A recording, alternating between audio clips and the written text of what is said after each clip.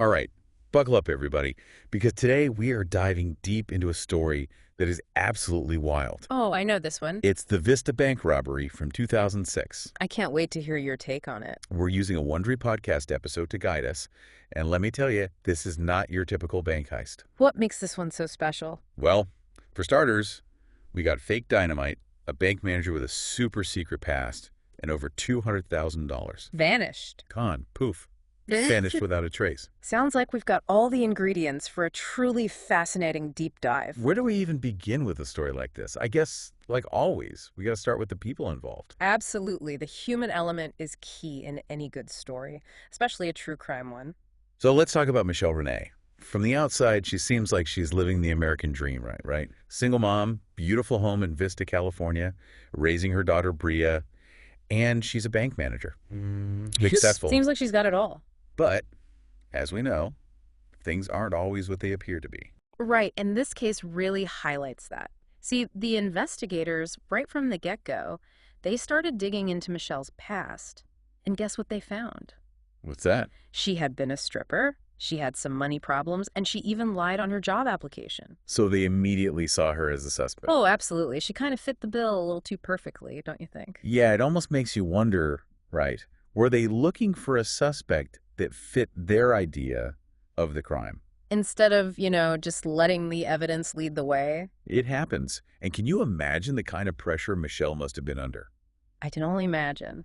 Dealing with the trauma of the robbery itself, and then on top of that, she's being doubted by the very people who were supposed to help her. And we can't forget the impact on her daughter, Bria. She was only 7 years old at the time. 7 years old, and she went through that. It wasn't just a simple bank robbery, No, this was a full-on home invasion, totally violating their sense of safety and security. It's terrifying to even think about.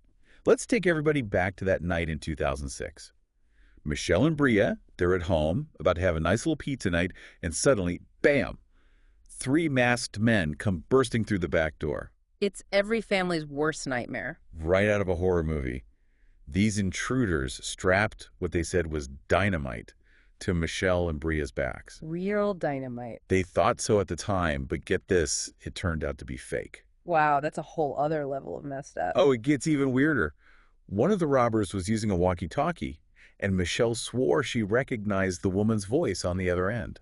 Really? Who was it?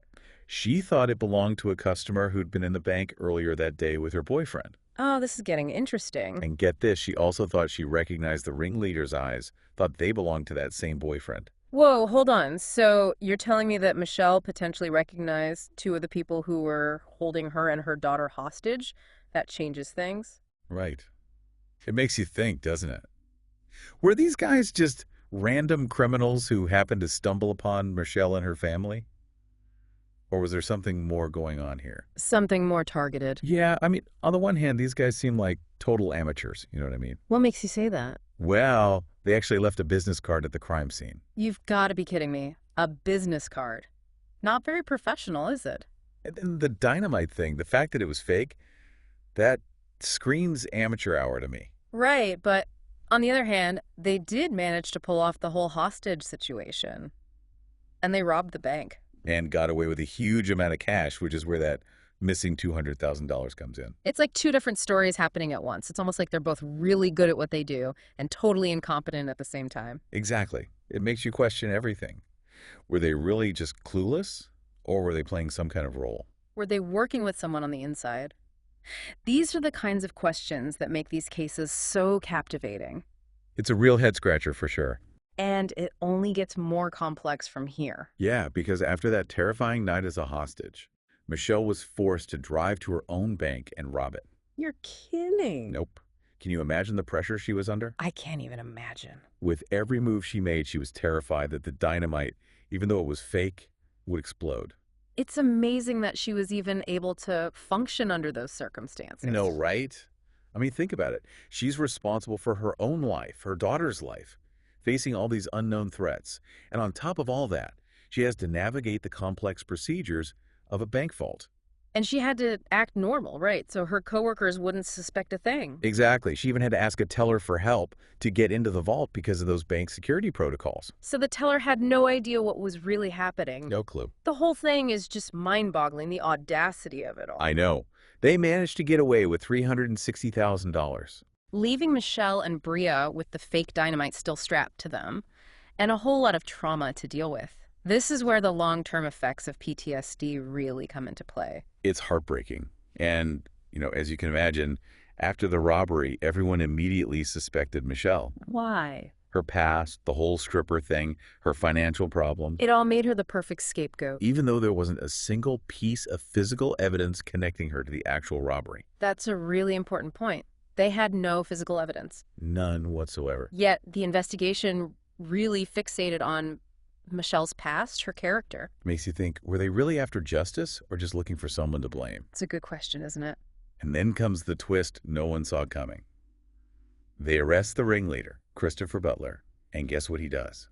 Tell me. He claims that he and Michelle were having an affair and that the whole robbery was her idea. Oh, come on, is he serious? Dead serious. And then Michelle denied it, right? Absolutely. She vehemently denied it, and there's zero evidence to back up Butler's claim.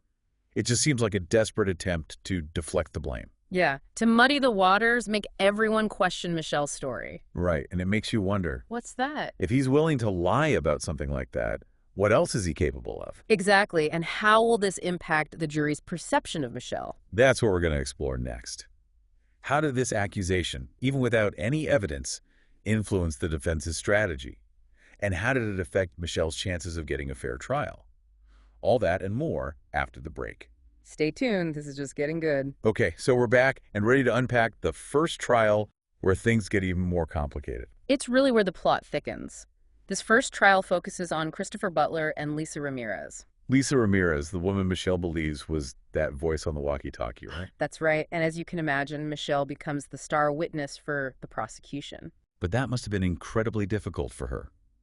Having to relive that terrifying night over and over again in a courtroom full of strangers. Yeah, it's almost like being victimized all over again, except this time under the intense scrutiny of a courtroom. And don't forget, Butler's accusation about the affair is still hanging over everything, even without any evidence to support it. It's like a dark cloud just following her around. And then, Michelle makes what seems like a small mistake. A lie about appearing on America's Most Wanted. Oh, I remember reading about that. Do you think that hurt her credibility? You would think it would, right?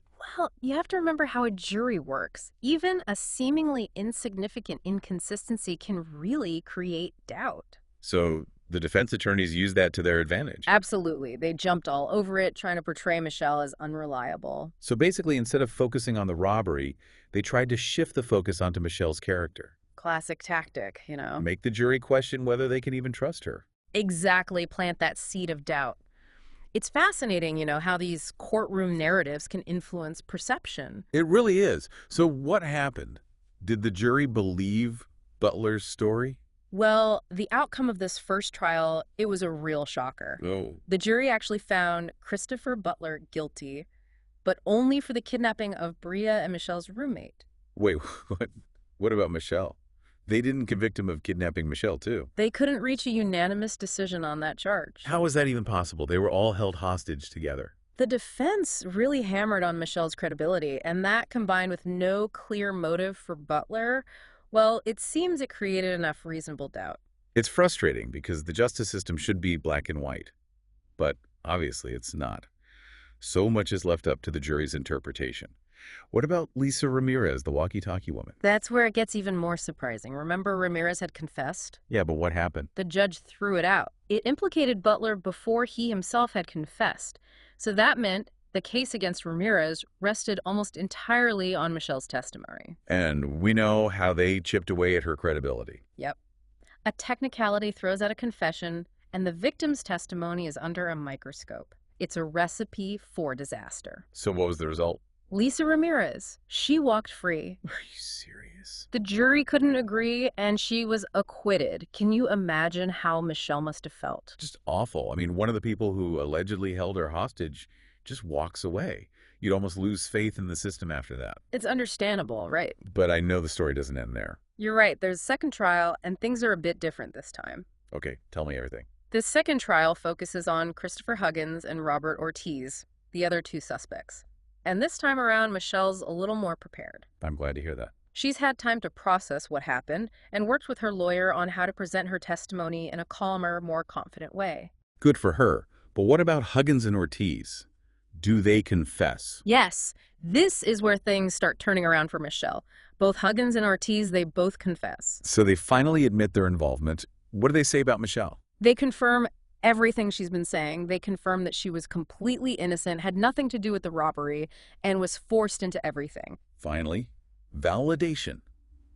Someone is believing her. So with those confessions and a much more confident Michelle, I think you can guess what the jury decided this time. Guilty. Guilty as charged on all charges, including the kidnapping of Michelle, which the first jury was so hung up on. At least there's some justice. But wait, what about all that missing money? They got away with $360,000, and we haven't really talked about where it went. You're right, that remains one of the biggest mysteries of this entire case. I know, right? Over $200,000 just gone. Poof. Vanished. Investigators, they searched everywhere, but no luck. The money trail just went cold. You would think, with everything else coming out, maybe Michelle would have cracked under pressure and said where the money was. They considered that too, but there's zero evidence to suggest Michelle had anything to do with the missing cash. The robbers never revealed what happened to it, even after they confessed. So where do people think it went? Did they just blow through it all? It's anybody's guess. Some believe they spent it on who knows what. Fancy cars, vacations, I don't know. Others think maybe they gave it to someone else to hold on to. An accomplice. Someone who's managed to stay hidden all this time. So is there a chance someone out there is sitting on a pile of stolen cash without even realizing it? You never know. It's like a real-life treasure hunt. Did they ever ask the robbers about the money after their convictions? They did, many times. But they stayed quiet, refused to talk. Protecting someone, maybe. Or hoping to collect it after they get out of prison? Who knows?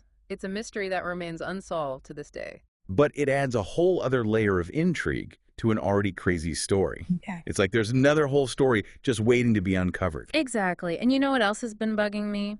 What's that? Yeah. These guys, the robbers.